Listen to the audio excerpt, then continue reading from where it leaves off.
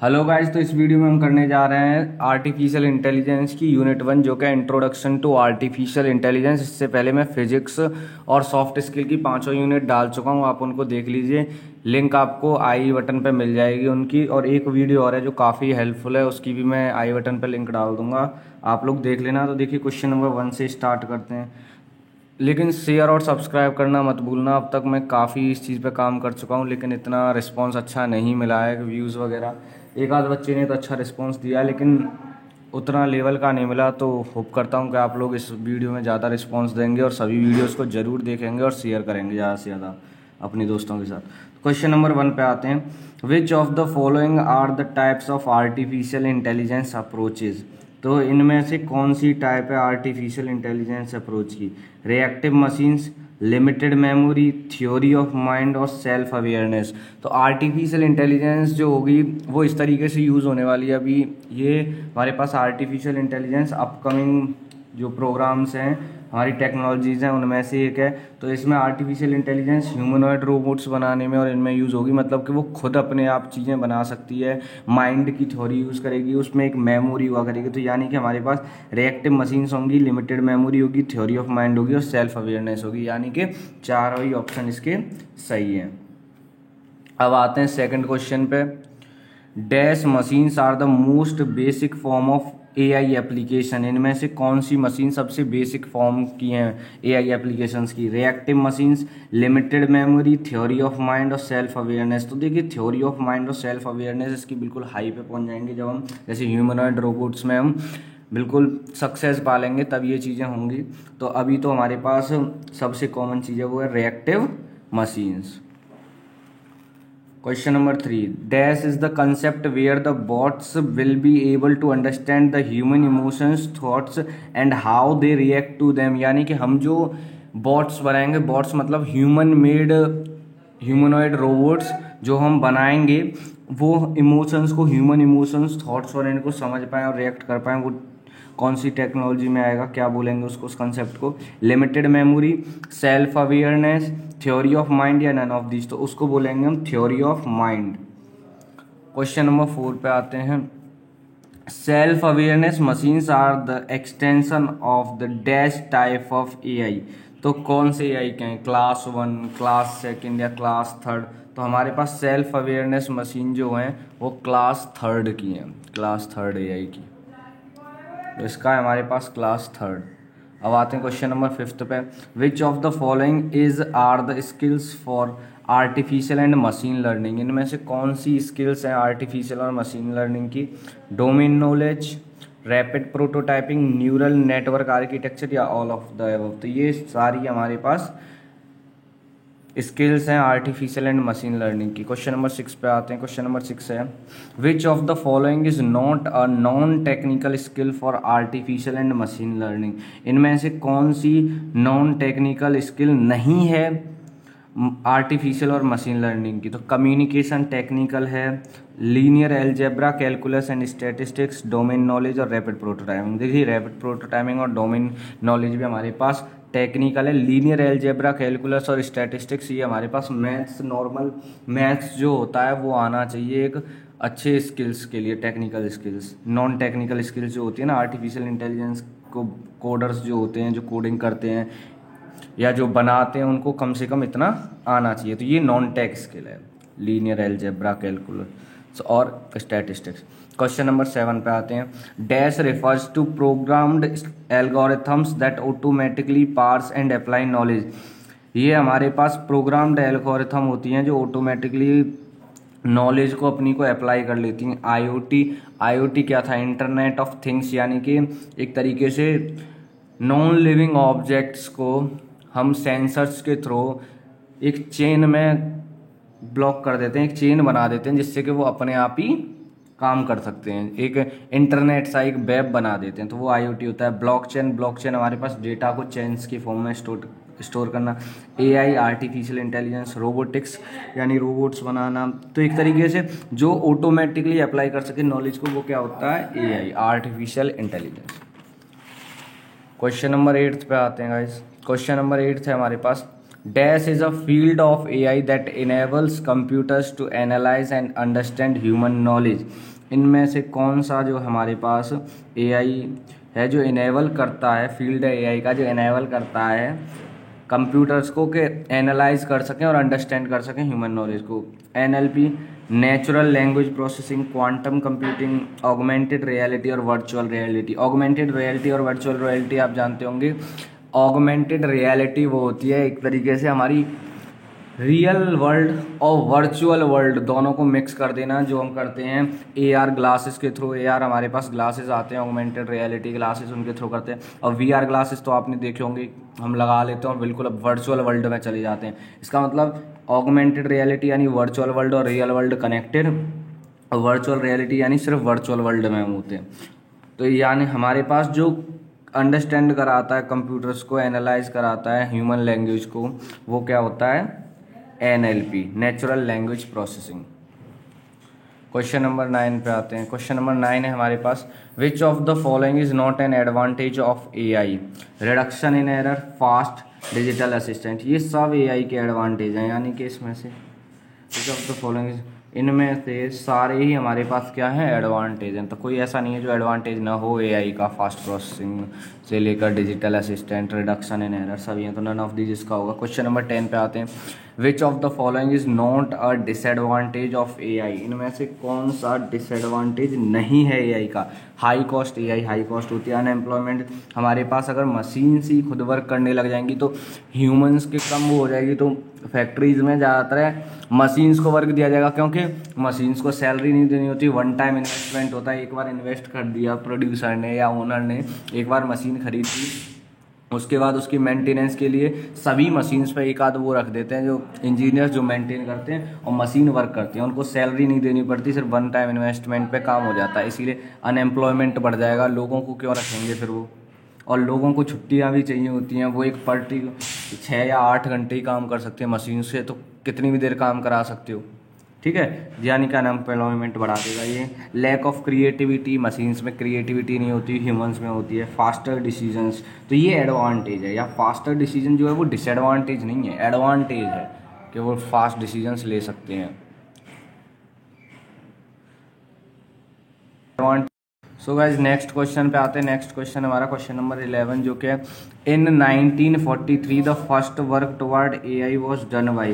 तो 1943 में सबसे पहला वर्क आर्टिफिशियल इंटेलिजेंस की तरफ किसने किया था?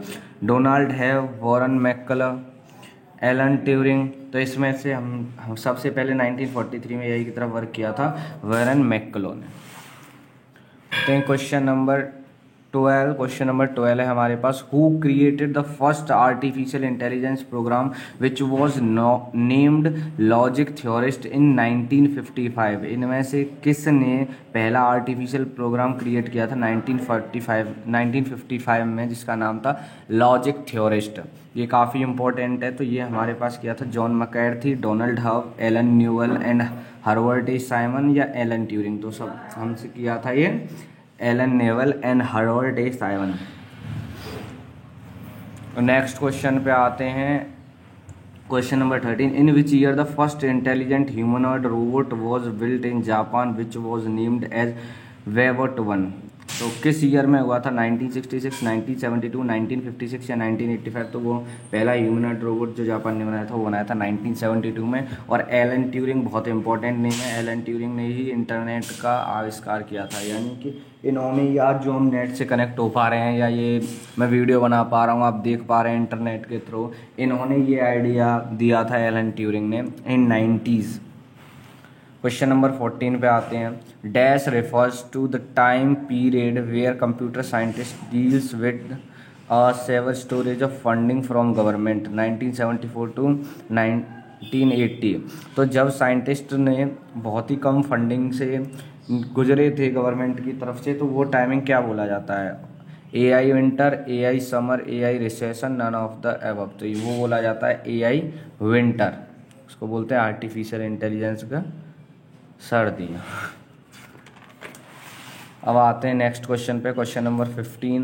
विच of the following skills are required to become an AI engineer. एक एआई इंजीनियर बनने के लिए क्या क्या स्किल्स आनी चाहिए? Programming skills, business skill, communication skills और ऑल ऑफ दीज। तो हमारे पास देखिए काफ़ी स्किल्स आनी चाहिए, ये तो तीन हैं ही, programming skills, business skills, communication skills, और कैलकुलस आना चाहिए, थोड़ी बहुत मैथ आनी चाहिए, ठीक है, और एआई का बेसिक आना चाहिए, काफ़ी चीज़ें चाहिए होती हैं। तो इसका क्या होगा? All of these. Question number 16 पे आते हैं। Dash combines the physical world with computer generated virtual elements overlay.